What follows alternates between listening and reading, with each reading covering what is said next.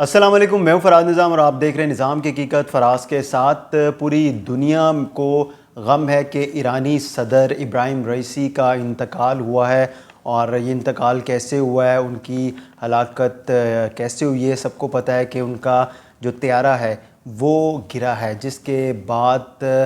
یہ معلوم ہوا ہے کہ کچھ بھی وہاں پر بچا نہیں ہے، اور جتنے بھی لوگ اس میں سوار تھے، جو ایرانی میڈیا ہے، غیر ملکی خبر رساں ادارے ہیں، ان کی جانب سے بھی یہ بتایا گیا ہے کہ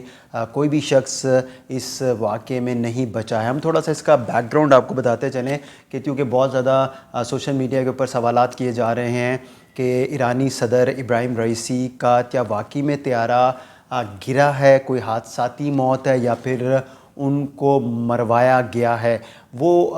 کچھ اب اگر پیچھے مہینے چلے جائیں اور اس کا بیک گراؤنڈ دیکھیں پس منظر میں، تو ہم آپ کو بتاتے چلتے ہیں کہ 1 اپریل کو اسرائیل نے اپنے جنگی طیارے F-35 سے شام کے دارالحکومت میں ایرانی سفارت خانے پر حملہ کیا تھا، اور اس حملے میں 7 ایرانی فوجی افسر شہید ہوئے تھے۔ اور اس کا جواب دینے کے لیے یہی ہمارے ایرانی صدر ابراہیم رئیسی میدان میں آئے تھے، اور انہوں نے کہا تھا کہ اگر کوئی ایران کی طرف اس طرح میلی آنکھ سے دیکھے گا، یا پھر ایران کے عوام کو، ایران کی جو اسٹیٹ ہے، گورنمنٹ ہے، اس کو نقصان پہنچائے گا، تو اس کو بھرپور انداز میں جواب دیا جائے گا، اور اس کا جواب دیا گیا۔ پھر آپ دیکھیں کہ یہی ایرانی صدر ابراہیم رئیسی 14 اپریل کو ایران نے جوابی کارروائی میں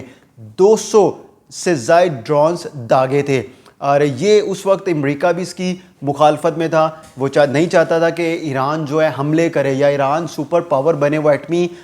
پاور ابھر کر پوری دنیا کے سامنے آئے۔ تو آپ یہ دیکھیں کہ امریکہ نے اسی دن اسرائیل کو ایران کے خلاف جوابی کارروائی سے روکا، لیکن وہ اندر سے چاہتا تھا کہ اسرائیل اپنی کارروائی جاری رکھے، اور جس طرح وہ فلسطین میں جو نہتے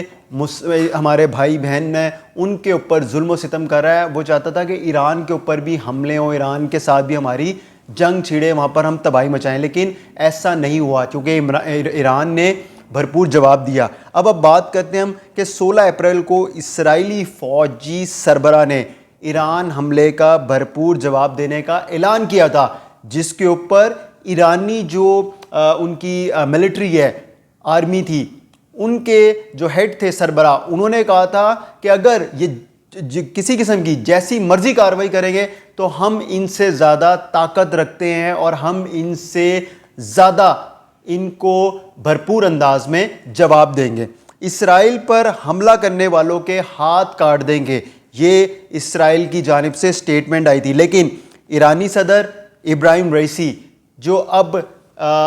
ہمیں نہیں ہیں، اور جن کے ساتھ یہ واقعہ پیش آیا ہے، تو ظاہر سی بات ہے کہ انہوں نے اس وقت سٹینڈ کیا اور یہ کہا کہ اسرائیل کچھ بھی کر لے، اگر تو وہ اپنی یہاں پر جنگ بندی نہیں کرتا فلسطین میں، غزہ میں، تو وہ اپنے ان کے جو نہتے مسلمان بہن بھائی اب ان واقعات میں جو اسرائیل کی جانب سے کیے جا رہے تھے، اس میں ہلاکتیں ہو رہی تھی، اس کا بھرپور انداز میں جواب دیں گے۔ اور ہم نے دیکھا بھی کہ مسلم اسٹیٹس میں سے واحد ایران تھا، اور ایرانی صدر ابراہیم رئیسی جو سب کی نظروں میں تھے، کیونکہ ایران چاہتا تھا کہ وہ اپنے ٹائم آنے کے اوپر وہ ایٹمی دھماکے کرے، اور وہ بتائے کہ ہم بھی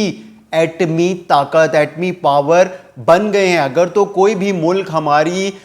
جورسڈکشن میں آ کر کسی قسم کی بھی کوئی کارروائی کرے گا تو ہم اس کو جواب دینے کی قوت رکھتے ہیں۔ تو آپ یہ دیکھیں کہ واقعہ جو پیش آیا اس میں وزیر خارجہ، گورنر اظہر بھائی جان، یہ سارے لوگ موجود تھے اس طیارے میں جس میں ایرانی صدر موجود تھے۔ تو یہ بہت سے سوالات ہیں جو جنم لے رہے ہیں، اور یہ آگے بھی لیتے رہے، اور طیارہ گرا ہے۔ 2 اور طیارے تھے، وہ تو وہاں سے آرام سے جو وہاں پہ انہوں نے اپنی منزل مقصود پر پہنچنا تھا وہاں پہنچ گئے تھے، لیکن یہ ایک جس میں صدر سوار تھے، اسی کو حادثہ کیوں پیش آیا؟ کیونکہ امریکہ اور اسرائیل ان 2 ممالک کے اوپر بہت سے سوالات جنم لے رہے ہیں، اور جیسی یہ واقعہ پیش آیا تھا، اسرائیل کی جانب سے سٹیٹمنٹس آ رہی تھی کہ ان کا اس واقعے میں کسی قسم کا کوئی ہاتھ نہیں ہے، نہ ہی ایسا کوئی سوچے۔ تو آپ یہ دیکھیں کہ ایرانی صدر جو پوری دنیا کے لیے ایک ہیرو بنے ہوئے تھے، کیونکہ ہم نے دیکھا کہ فلسطین کے لیے کوئی نہیں بولا، کسی بھی مسلم اسٹیٹ کے لیڈر نے صرف اور صرف بیان دیے اور اس سے آگے وہ کچھ نہیں کر سکے۔ ایرانی صدر ابراہیم رئیسی وہ کردار ہیں جنہوں نے ڈٹ کر مقابلہ کیا۔